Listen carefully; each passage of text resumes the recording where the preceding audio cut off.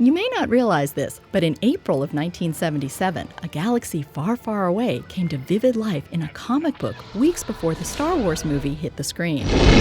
You're all clear, kid. Now let's blow this thing and go home. Original art from Marvel's comic book adaptation of George Lucas's film are now on display at IDW's Comic Art Gallery in Liberty Station.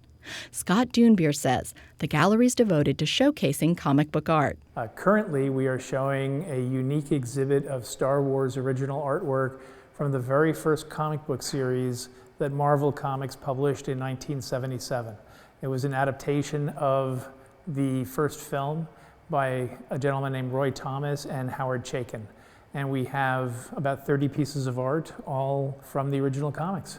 IDW, which runs the gallery, is the fourth largest comic book publisher in the country.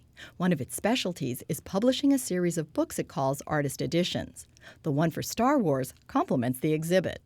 So there are approximately 140 pages of original art that have been scanned for the Star Wars book. And since we have the art gallery, it made perfect sense to have an art exhibit. Any artwork, being able to see it in person is a completely different experience than it is to see it printed.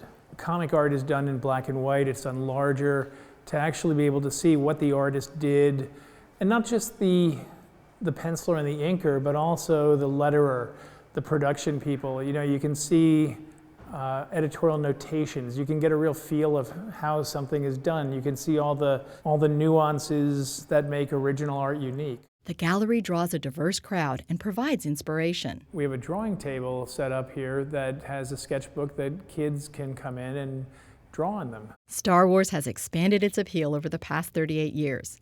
Dunbier says that's because it tells a classic tale of adventure. You have characters that are noble, that give their lives, that inspire. It's great tragedy, great romance.